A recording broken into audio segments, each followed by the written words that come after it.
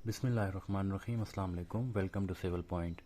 आज जो हम टॉपिक डिस्कस करने जा रहे हैं वो बहुत इंपॉर्टेंट टॉपिक है, जो कि डायगोनल क्रैक्स इन मेसनरी वॉल्स हमारे पास क्यों आते हैं और इनकी रीज़न क्या है और इनकी क्या रेमेडीज़ हो सकती हैं, ये हम डिस्कस करने जा रहे हैं। तो सबसे पहले आप सिविल पॉइंट को सब्सक्राइब कीजिएगा।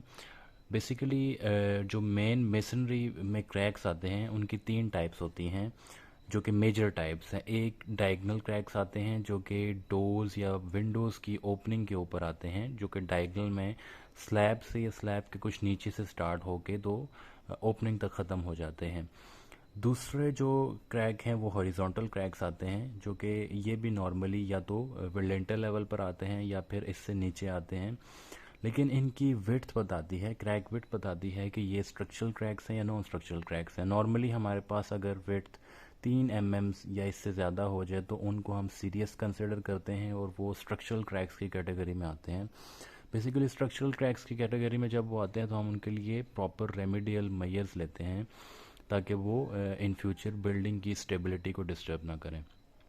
तो जो नंबर 3 टाइप है, जो कि मेन डायगनल क्रैक्स हैं, जो कि पूरी वॉल के अंदर आते हैं और जब ये फाउंडेशन के करीब या फिनिश फ्लोर लेवल के करीब जाते हैं तो इनकी जो क्रैक विड्थ है वो बहुत ही माइनर हो जाती है और ऑब्वियसली ये अक्सर हेयर लाइन क्रैक्स में चेंज हो जाते हैं। तो हम आज स्पेसिफिकली इनको कंसिडर करेंगे। मेरा एक साइट विज़िट हुआ जिसमें मैंने एक कनाल के हाउस को चेक किया जहाँ पर स्फेयर क्रैकिंग थी, जो कि स्ट्रक्चरल क्रैकिंग थी, जो कि मैं वीडियोस भी आपको दिखाना चाह रहा हूँ। इन वीडियोस में आप देखेंगे कि हर जगह इस तरह के डायगोनल क्रैक्स बने हुए हैं और उसकी रीज़न क्या थी और वो क्या रेमेडीज़ होंगी वो भी इसी वीडियो में मैं आपको बताने जा रहा हूँ। तो चलिए सबसे पहले आप वो सब वीडियोस देख लें ताकि आपको आइडिया हो जाए कि ये इन रियलिटी किस तरह आते हैं और इनकी वजह क्या बन सकती है। तो चलिए आप वीडियो देख लीजिए।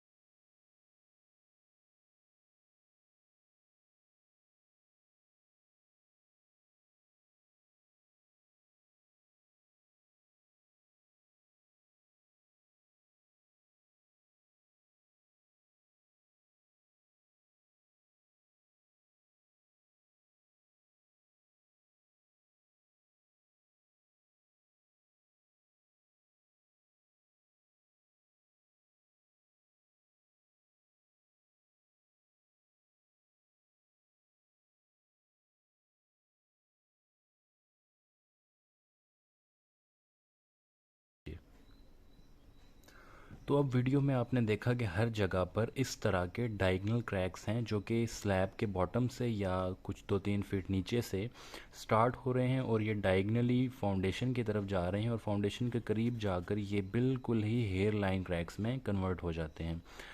तो ये इसके रीज़न ये है कि ये फाउंडेशन में सेटलमेंट होती है। अब फाउंडेशन क्यों सेटल करेगी, उसके पीछे लॉजिक ये है कि आपकी जो सॉइल है वो ड्यूरिंग कंस्ट्रक्शन, अगर ये मेरे पास वॉल है और इसके नीचे यहाँ पर फुटिंग है जो कि फाउंडेशन है, ऑब्वियसली एक घर के नीचे या तो स्ट्रिप फुटिंग होगी फाउंडेशन की, जो कि अगर तो बेरिंग कैपेसिटी ज़्यादा है तो हम ब्रिक्स को ही ब्रिक्स के स्टेप बना लेते हैं, या फिर हम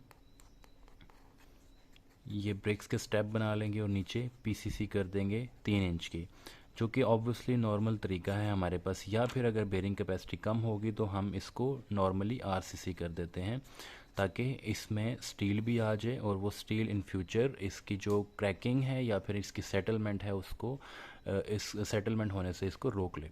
तो अब जब हमारे पास न्यूली बिल्ट हाउस होता है या कोई भी कंस्ट्रक्शन न्यू होती है तो आपके पास सॉइल में कुछ मॉइस्चर कंटेंट होता है, जो कि विद टाइम आपका moisture content during temperature variation आपका मॉइस्चर कम भी होता है, मॉइस्चर ज़्यादा भी होता है। तो अब जब आपका मॉइस्चर कुछ ही अरसे बाद कम होगा इस फाउंडेशन के नीचे जो सॉइल है उस क्ले में से, या सॉइल जो भी टाइप है उसकी, तो ये श्रिंक करेगी और श्रिंक करने के बाद इसमें छोटी छोटी हॉलो स्पेसेस बचेंगी।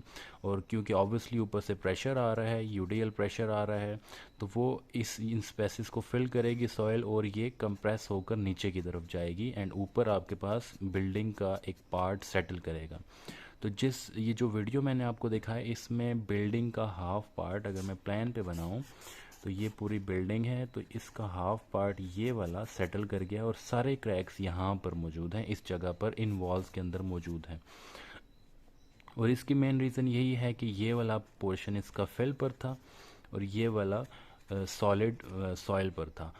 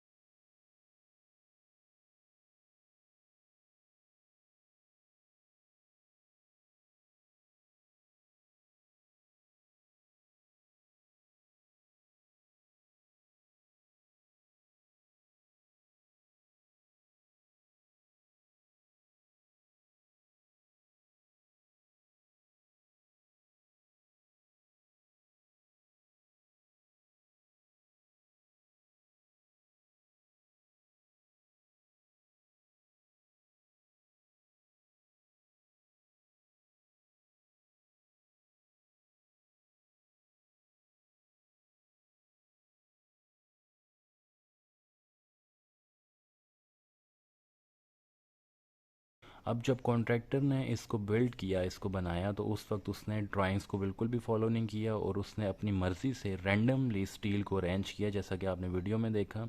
और उसने ये किया कि उसने आरसीसी फुटिंग के बजाय सिर्फ 3 इंच की पीसीसी फुटिंग की। पीसीसी और आरसीसी की स्ट्रेंथ में अच्छा खासा फ़र्क होता है। ये ब्लेंडिंग कंक्रीट होती है जिसकी ऑलमोस्ट 1500 पीएसआई स्ट्रेंथ होती है। स्ट्रेंथ वाइज भी ये इस लोड को सपोर्ट नहीं कर सकता। ऑब्वियसली ये सिंगल स्टोरी हाउस था लेकिन स्टिल वो लोड को नहीं ले सकी, क्योंकि 3 इंच पीसीसी है सिर्फ, और पीसीसी के अंदर इन्होंने नॉर्मली सिर्फ 2 स्टील के बार्स रखे हुए हैं जो कि नंबर 4 के हैं, और इस मेन में भी इन्होंने ऑलमोस्ट 14 इंचेस के बाद जो है वो स्टील की एक मेन बार चलाई है और डिस्ट्रीब्यूशन सिर्फ 2 रखी हैं। और मेन चीज़ ये कि इन्होंने सेटलमेंट को इसलिए होने दिया, इसलिए नहीं रोक पाए क्योंकि ये 2 फीट वाइड थी इनकी जो टोटल आपकी फाउंडेशन थी। तो ये सब चीज़ें बायस बनी इस घर की सेटलमेंट का। तो इनकी जो रेमेडी है वो आसान भी हो सकती है, मुश्किल भी हो सकती है। फ़र्स्ट ऑफ़ ऑल तो अगर तो क्रैक विड्थ ज़्यादा नहीं है, अभी जिस घर की जो वीडियो मैंने आपको दिखाई इसमें क्रैक विड्थ ज़्यादा थी, तो इसका जो रेमेडियल मेजर हो सकता है वो ये कि हम स्लैब पर जैक लगा के नीचे से वॉल्स को रिमूव करें और न्यू फाउंडेशन बनाएं और न्यू वॉल्स बनाकर स्लैब को साथ कनेक्ट करके तो इसको एक दोबारा रेनोवेट किया जाए, जो भी ऑब्वियसली जो कि कॉस्ट इफ़ेक्टिव नहीं है। इसके अलावा अगर तो क्रैक विड्थ ज़्यादा नहीं है तो हम इन्हीं क्रैक्स के ऊपर जो है स्मॉल गैल्वेनाइज्ड जो स्टील की शीट्स होती हैं वो लगाकर या फिर हम मैश लगाकर इसको फॉर टाइम बीइंग जो है इसको कवर कर सकते हैं। लेकिन ये सिर्फ कुछ टाइम के लिए हम इसके रेमेडी बनाएंगे, बाकी लॉन्ग टर्म में ये बिल्कुल भी इफ़ेक्टिव नहीं होगा। इसके अलावा मज़ीद भी काफ़ी सॉल्यूशंस हैं इसके, लाइक ग्राउटिंग की जा सकती है सॉइल के अंदर। ग्राउट करके तो उस सॉइल को बेसिकली इतना स्टिफ बना दिया जाता है कि उसके ऊपर कोई भी लोड आएगा वॉल्स का, dead load, live load super impose, तो वो उसको बेयर कर लेगी। लेकिन हमारे पास क्योंकि जो नॉर्मली कन्वेंशनली हमारे पास तरीके होते हैं उसमें सबसे इफ़ेक्टिव यही है कि हम इन्हीं वॉल्स को रिमूव करके जैक लगा के तो हम नई जो नई फाउंडेशन है वो बनाएं।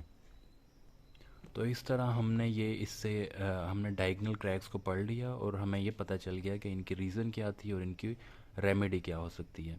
तो thank you so much for watching. हमारी नेक्स्ट वीडियोज़ के लिए सिविल पॉइंट को सब्सक्राइब कीजिएगा। अल्लाह।